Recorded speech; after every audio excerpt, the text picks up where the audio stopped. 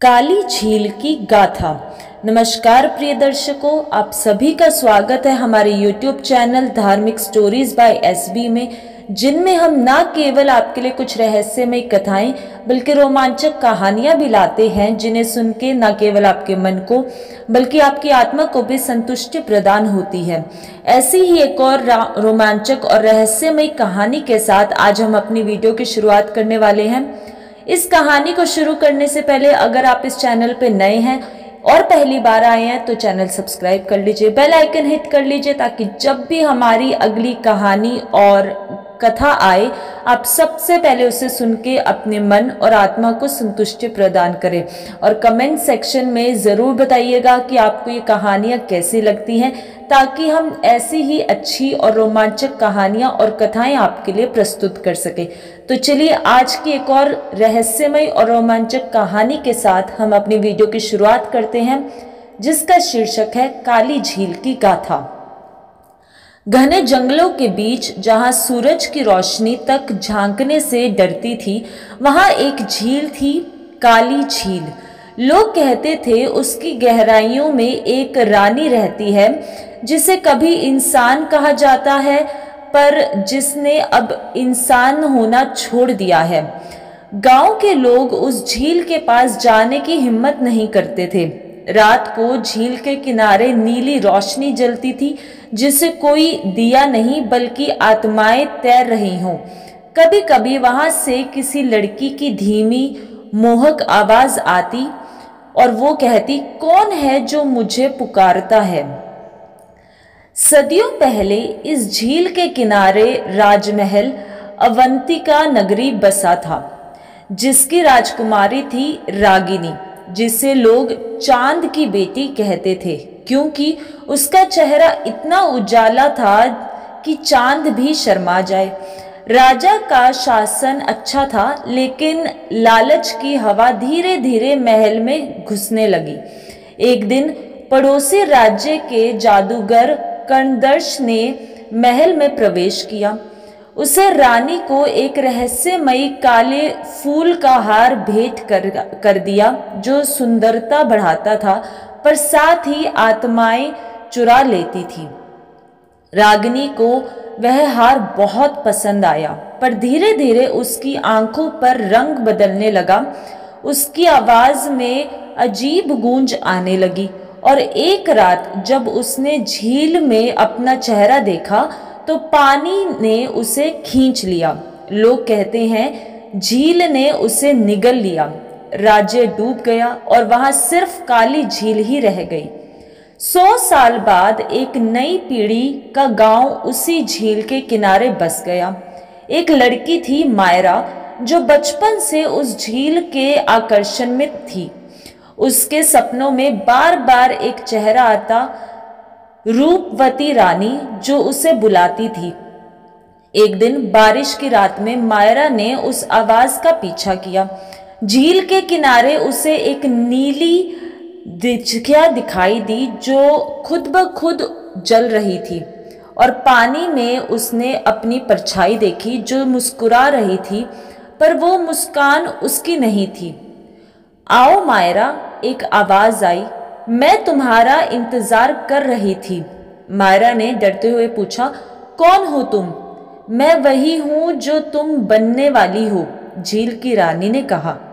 रानी ने उसे झील में बुलाया और कहा, मेरे श्राप को तोड़ो, मैं तुम्हें सौंदर्य और अमरता दूंगी, बस मेरे स्थान पर अपना नाम दे दो। मायरा झील की गहराई में खींचती चली गई। उसने देखा सैकड़ों आत्माएं झील में कैद थी। सबसे गले में वही काले फूल का हार था। रानी बोली, एक बार हार पहन लो, तुम इस श्राप को तोड़ सकती हो। मायरा ने कुछ पल सोचा, फिर मुस्कुराई, तुम सोचती हो मैं तुम्हारी तरह बन जाऊंगी? नहीं रानी, मैं सौंदर्य नहीं, स्वतंत्रता चाहती हूँ। उसने झील में रखे दिए से उठाया और उसे काले फूल के हार से गिरा दिया। एक तेज नीली लपट उठी, झील हिल उठी और रानी की चीख हवा में गूंजने लगी। पानी धीरे धीरे साफ होने लगा और पहली बार काली झील में चांद का प्रतिबिंब दिखाई दिया। जब सुबह हुई तो गांव वालों ने पहुंच के उस झील के किनारे देखा कि झील पर अब काली नहीं, वो नीली झील बन चुकी थी और उसके किनारे मायरा बेहोश पड़ी थी। अब सबके चेहरों पर एक शांति सी आ गई थी। कहा जाता है उसी रात झील ने रानी की आत्माओं को मुक्त कर दिया। मायरा ने अपना नाम रागिनी से जुड़ा हर श्राप आत्मा के गले से उतार दिया था। ऐसे ही कुछ दिन बीते, सालों बीत गए।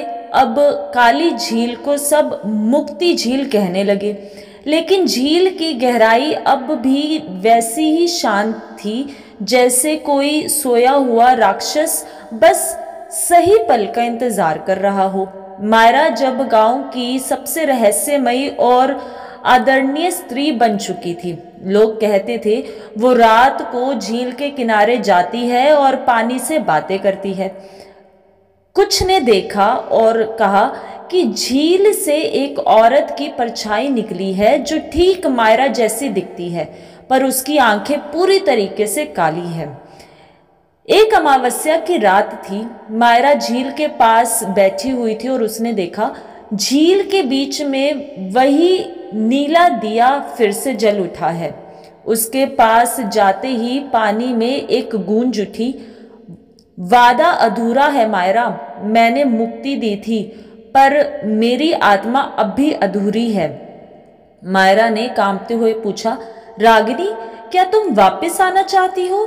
आवाज आई, नहीं मैं नहीं, वो आना चाहती है जो हमारे दोनों के भीतर है। पानी की तरस हिलने लगी और उसमें से काली पंखों वाली एक स्त्री उभरी। उसका चेहरा रागिनी जैसा था पर आंखों में एक आग सी थी। मैं हूं काली रागिनी, अंधकार का रूप। जब तुमने श्राप जलाया था मेरा हिस्सा छूट गया था, अब मैं अपना राज्य वापस लेना चाहती हूँ। अगले ही दिन मायरा गायब हो गई। गांव वाले झील के किनारे पहुंचे तो वहां एक गहरा भंवर था। नीले झील के तल पर एक भूला हुआ राज्य था, अवंतिका का उल्टा साम्राज्य, जहां आत्माएं सोई हुई थी और काले फूल फिर से उगने लगे थे। मायरा वहां पहुंची और देखा हर आत्मा के गले में वही हार था जो उसने कभी जला दिया था, पर अब वो जलने के बजाय ठंडे नीले प्रकाश में चमक रहे थे। काली रागिनी बोली, देखो मायरा, ये आत्माएं अब तुम्हारी हैं। अगर तुम चाहो तो इन्हें प्रकाश में भेज सकती हो या मेरे साथ मिलकर इस झील को स्वर्ग और नर्क दोनों ही बना सकती हो। मायरा ने कहा, मैं प्रकाश की ही हूँ। रागिनी मुस्कुराई, और मैं तुम्हारा अंधकार हूँ। हम दोनों मिलेंगे तो ही ब्रह्मांड संतुलित होगा। झील की सतह पर अब दो चांद दिख रहे थे, एक सफेद और एक काला। पानी में दो आकृतियां आमने सामने खड़ी थी। रागिनी ने मायरा का हाथ पकड़ा और कहा, आ, या तो तू मुझे नष्ट कर दे या स्वीकार कर ले। मायरा ने अपनी हथेली झील के जल में डुबाई और वह जल रज्व ज्योति सा बन गया था। उसने कहा, अंधकार को मिटाया नहीं जा सकता, लेकिन उसे प्रेम से बांधा जरूर जा सकता है। उसी क्षण रागिनी की देह पिघल गई और मायरा की छाती में समा गई। आसमान से बिजली गिरी और झील दो रंगों में बट गई, आधी नीली और आधी काली। गांव वाले अगले दिन झील पर पहुंचे तो उन्होंने देखा झील अब अर्धरात्रि झील कहलाने लगी थी। दिन में वह शुद्ध नीली लगती और रात को रहस्यमय काली। मायरा लौट आई, लेकिन अब उसकी आंखें आधी नीली और आधी काली थी। वह मुस्कुराई और बोली, डरो मत, अब झील में अंधकार नहीं संतुलन बसता है। उस दिन से लोग उसे अंधकार की देवी कहने लगे, जो न श्राप देती थी न वरदान बल्कि इंसान के भीतर की सच्चाई दिखाती थी। रात में जो झील में जागता उसे अपने ही भय और अपनी ही सुंदरता दोनों दिखाई देती थी। झील अब आत्मा का आईना बन चुकी थी। सदियों बाद स्त्रियों ने इस झील को दर्पण झील कहा। कहते हैं अगर कोई सच्चे मन से उस झील के पानी में खुद को देख ले तो उसे अपने भीतर छिपा अंधकार और प्रकाश दोनों ही दिखाई देता है और वही उसे मुक्त भी करता है। रात को झील के ऊपर बस अब भी दो तरीके के चांद दिखाई देते हैं जो चमकते हैं। लोग कहते हैं रागिनी और मायरा इस झील में अभी भी बसती है, एक अंधकार एक प्रकाश, पर दोनों साथ साथ। मोरल ऑफ द स्टोरी, इस कहानी से हमें ये सीख मिलती है हर इंसान के भीतर दो दुनिया होती है, एक रोशनी की और एक अंधकार की। मुक्ति तब मिलती है जब हम अपने अंधकार से भागते नहीं बल्कि उसे स्वीकार कर लेते हैं। तो बताइए दोस्तों, आपको आज की कहानी कैसी लगी और क्या आप इसका नेक्स्ट पार्ट सुनना चाहते हैं? अगर हाँ तो कमेंट सेक्शन में ज़रूर बताइएगा और इस कहानी में आपको क्या अच्छा लगा वो भी ज़रूर बताइएगा। इसी बात पे बोलिए हर हर महादेव।